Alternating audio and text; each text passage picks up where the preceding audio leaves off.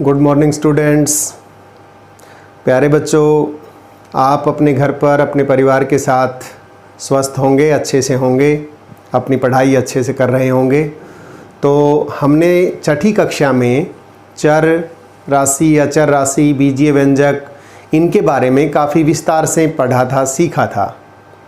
आइए एक बार उन्हीं को हम थोड़ा दोहराने की कोशिश करते हैं। तो प्यारे बच्चों, चर राशि यानी वेरिएबल, उसके बारे में हमने सीखा था। शब्द चर या वेरिएबल का अर्थ है वह वस्तु जो विचरण करती है, वेरी करती है, अर्थात बदलती है। चर का मान निश्चित या स्थिर नहीं होता। चरों को प्राय अंग्रेजी वर्णमाला के अक्षरों x, y, z, p, q इत्यादि से व्यक्त किया जाता है। इसमें हमने सुना अभी कि चर का मान है वो फिक्स नहीं है, निश्चित नहीं है, वेरी करता है, बदलता रहता है। एक उदाहरण की सहायता से मैं आपको समझाने की कोशिश करूं तो ये देखिए, मेरी मुट्ठी में कुछ बादाम गिरियां हैं। ये बादाम हैं कुछ।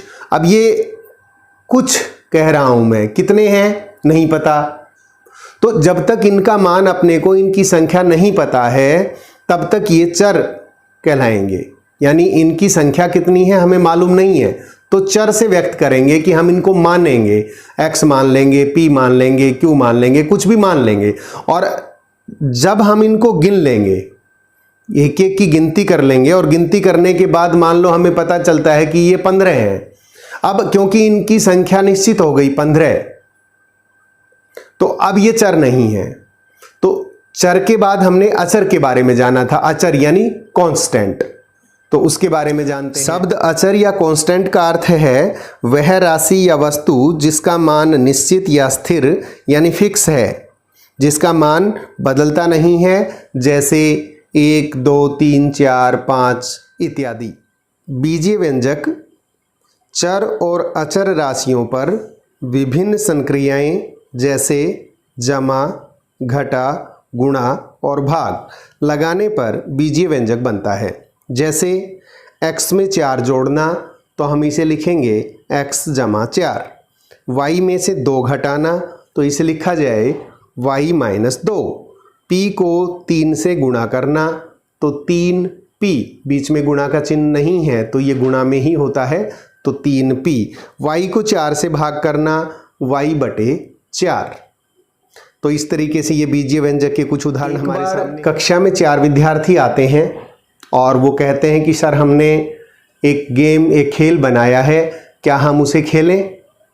तो उनका वो गेम बड़ा ही रोचक था। आइए हम सभी मिलकर के देखते हैं उन्होंने क्या खेल खेला। संतोष, एक संख्या के बारे में सोचो। ठीक है।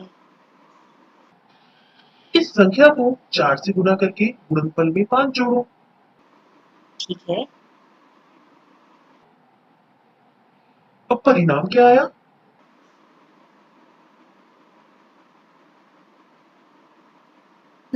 परिणाम 65 है।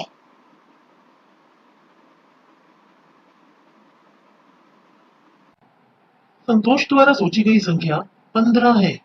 हाँ, बिल्कुल सही कहा। यह संख्या 15 है। मैं हैरान हूं, तुमने ये कैसे सोचा? तुम्हें ये संख्या कैसे पता चली?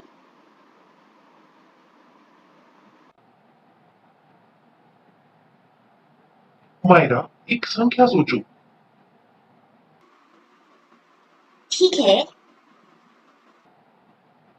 संख्या को 10 से गुणा करके गुणनफल में से 20 घटाओ। ठीक है। अब परिणाम क्या आया? परिणाम 50 है। मायरा, क्या आपके द्वारा सोची गई संख्या 7 है? हाँ, बिल्कुल सही कहा। यह संख्या 7 है। ये कैसे निकाला गया? इन बच्चों का गेम देखकर सभी बच्चे उस दिन बहुत हैरान हुए, और आप भी बहुत आश्चर्यचकित, बड़े हैरान हो रहे होंगे कि उन बच्चों ने ये सब कैसे किया। और आप सोच रहे होंगे क्या ये सब आप भी कर सकते हैं? आइए हम देखें कि गणित से इस खेल का क्या संबंध है।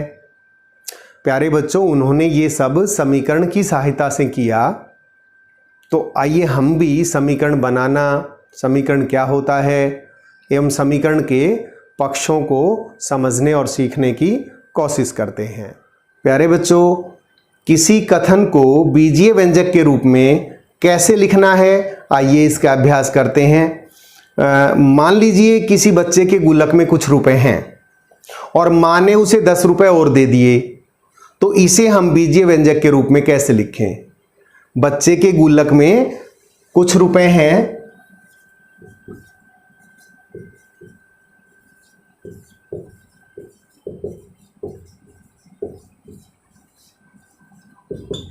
बच्चे के गुल्लक में कुछ रुपए हैं। अब गुल्लक में रुपए हैं बराबर, नहीं पता हमें कितने हैं, कुछ रुपए हैं। तो जब हमें मान नहीं पता होता तो हम मान लेते हैं जो चर राशि के रूप में होता है, इसे हम एक्स वाई पी कुछ भी मान लेते हैं। तो माना गुल्लक में पी रुपए हैं और माने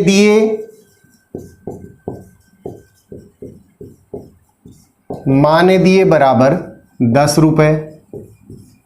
गुल्लक में थे पी और माने दिए 10 रुपए। इसे बीजीय व्यंजक के रूप में कैसे लिखेंगे। अब देखिए, पी तो उसके गुल्लक में है और माने दे दिए 10, तो 10 इसमें जुड़ जाएंगे और ये बीजीय व्यंजक के रूप में लिखा जाएगा पी जमा में 10। अब यहां एक चीज देखने की है कि गुल्लक में यदि मान लो पहले 5 रुपए हैं तो 5 और 10 15 हो गए। अगर गुल्लक में 5 हैं तो कुल हो जाएंगे 15। मान लो उसके गुल्लक में पहले 8 हैं तो 8 जमा में 10 18 हो जाएंगे। मान लो गुल्लक में पहले से ही 15 हैं तो 15 और 10 25 हो जाएंगे। यहां पर हम देख रहे हैं कि गुल्लक में जो रुपए हैं वो निश्चित नहीं है, फिक्स नहीं है। तो जैसे ही हम गुल्लक के रुपयों की मान बढ़ाते हैं या घटाते हैं, उसके पास कुल रुपयों का मान भी घट बढ़ रहा है। यहां पर जो गुल्लक में रुपए हैं वो फिक्स नहीं है, पी का मान कम ज्यादा हो जा रहा है, बदल रहा है। इसके बाद आइए एक और कथन देखते हैं जिसे हमें लिखना है। इस कथन में बच्चे के पास कुछ रुपए हैं तथा मां ने उसे 15 रुपए और दे दिए और अब उसके पास कुल 35 रुपए हो गए। तो यहां बच्चे के पास कुछ रुपए हैं, वो हमें नहीं पता कितने हैं। यहां पर फिर से बच्चे के पास जो रुपए हैं उनका मान हमें नहीं मालूम, तो वो मान लेते हैं कुछ भी कि बच्चे के पास जो रुपए हैं उसे यदि हमने x मान लिया, बच्चे के पास जो रुपए हैं उन्हें x मान लिया, तो मां ने कितने और दे दिए 15। तो अब उसके पास कितने हो गए x प्लस में 15। पर यहां एक चीज और कह रहा है कि अब उसके पास कुल 35 रुपए हो गए, यानी जो पहले थे वो और जो 15 रुपए दिए वो मिलकर के कितने हो गए 35, यानी बराबर में 35। तो यहां पर देखिए पीछे वाले कथन में और इसमें अंतर है। यहां पर x का मान हमें क्या रखना पड़े कि 15 में क्या जोड़ें 35 हो जाए। तो प्यारे बच्चों कोशिश करो, 15 में क्या जोड़ें 35 हो जाए। शाबाश, बिल्कुल सही सोच रहे हैं। कितना जोड़ दें 20। 15 में 20 जोड़ेंगे तो हमें 35 प्राप्त होगा। तो यहां पर जो x का मान है वो निश्चित हो गया। हम यहां पर 20 ही रख सकते हैं, 20 और 15 का जोड़ ही 35। यहाँ x के मान पर शर्त या प्रतिबंध मीन्स कंडीशन लगी है। ऐसे बीजगणितीय व्यंजक जिन पर प्रतिबंध लगा हो उन्हें समीकरण कहते हैं। एक समीकरण चर पर एक प्रतिबंध होता है। प्रतिबंध यह है कि दोनों व्यंजकों के मान बराबर होने चाहिए तथा दोनों व्यंजकों में से कम एक में चर अवश्य होना चाहिए। एक समीकरण में समता या समीका यानी इक्वलिटी का चिन्ह सदैव होता है। समता का चिन्ह यह दर्शाता है कि चिन्ह के बाईं ओर यानी लेफ्ट हैंड साइड के व्यंजक का मान चिन्ह के दाईं ओर यानी राइट हैंड साइड के व्यंजक के मान के बराबर है। आइए अब इन कुछ कथनों से समीकरण लिखने का अभ्यास करते हैं। हमारे सामने 3 कथन दिए गए हैं। इन 3 कथनों से 3 समीकरण बनाने की कोशिश करते हैं। पहला कथन है किसी संख्या के 5 गुणे में 6 जोड़ने पर 51 प्राप्त होता है। अब संख्या क्या है नहीं पता हमें, तो संख्या को हम मान लेते हैं। अब माना कि संख्या हमारी x है, तो संख्या के 5 गुणे, तो इसका 5 गुणा क्या हो गया 5x। संख्या के 5 गुणे में 6 जोड़ने पर, तो इसमें कितना जोड़ेंगे 6 जोड़ने पर 51 प्राप्त होता है। तो इसके बराबर क्या आ जाएगा 51। यानी संख्या के 5 गुणे में 5x, 6 जोड़ने पर तो 6 इसमें जोड़ देंगे, 51 प्राप्त होता है बराबर में 51। आइए दूसरा कथन देखते हैं। नीलम के पिता की आयु उसकी आयु के तिगुने से 4 वर्ष कम है तथा पिता की आयु 32 वर्ष है। अब पिता की आयु तो 32 वर्ष है, वो क्या है नीलम की आयु के तिगुने से 4 वर्ष कम है। अब नीलम की आयु नहीं पता, नीलम की आयु को हम मानेंगे कुछ भी। माना नीलम की आयु हमारी p वर्ष है, नीलम की आयु p वर्ष है, तो नीलम की आयु के तिगुने, 3 गुना क्या हो गया 3p। नीलम की आयु के तिगुने से 4 वर्ष कम, तो 3 गुने में से 4 घटा देंगे और ये बराबर किसके है 32। तो दूसरे कथन से समीकरण बन गया हमारा 3p - 4 बराबर 32। क्योंकि नीलम की आयु हमने p मानी, उसके 3 गुणे से 4 वर्ष कम, तो 3 गुना हो गया 3p, 4 कम है तो -4 बराबर 32। आइए तीसरे कथन से समीकरण बनाने का अभ्यास करते हैं। सोहन की आयु 48 वर्ष है, जो गीता की आयु के 4 गुणे से 8 अधिक है। गीता की आयु का 4 गुना, अब गीता की आयु हमें नहीं पता, मान लेते हैं गीता की आयु y वर्ष है, तो गीता की आयु का 4 गुना क्या हो गया 4y। 4 गुणे से 8 अधिक है तो जमा में 8। ये हो गई किसकी सोहन की आयु, जो कितनी है 48, तो बराबर में 48।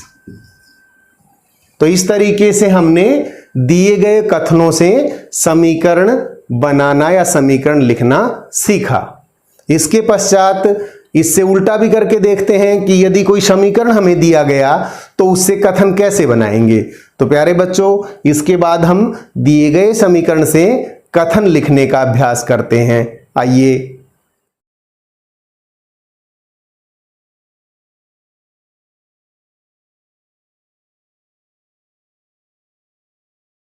आइए समीकरण 4y - 6 बराबर 42 के कुछ कथन बनाते हैं।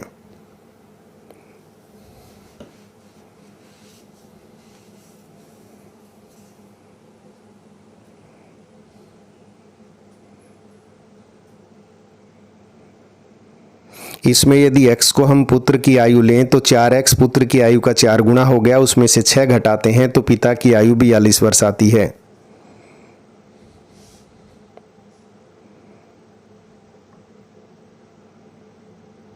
यहाँ यदि x को एक संख्या लेते हैं तो 4x संख्या का 4 गुना हो गया, उसमें से 6 कम करें तो 42 प्राप्त होता है। यदि x को आम की एक टोकरी माने तो 4x यानी 4 टोकरियां और उसमें से -6 का मतलब 6 आम खराब होने के बाद निकाल दें तो शेष 42 बचते हैं। बच्चों, आपके मन में प्रश्न उठ रहे होंगे कि उन चारों बच्चों के गेम एवं समीकरण के बारे में अभी तक नहीं बताया गया, नहीं सिखाया गया है। तो आज के वीडियो में हमने समीकरण बनाना, कथन से समीकरण बनाना एवं समीकरण से कथन बनाना तथा समीकरण के पक्षों को समझना, ये सब किया, ये सीखा। और उन बच्चों के गेम एवं समीकरण को हल करना ये हम नेक्स्ट वीडियो में सीखेंगे। तो उस गेम को सीखने के लिए आप नेक्स्ट वीडियो को ज़रूर देखें। अब आप अपनी पुस्तक से एवं अपने खुद स्वयं कुछ समीकरण बनाएं एवं समीकरणों से कथन बनाने का अभ्यास भी ज़रूर देखें। और उन बच्चों के गेम एवं समीकरण को और आगे सीखने के लिए नेक्स्ट वीडियो को ज़रूर देखें।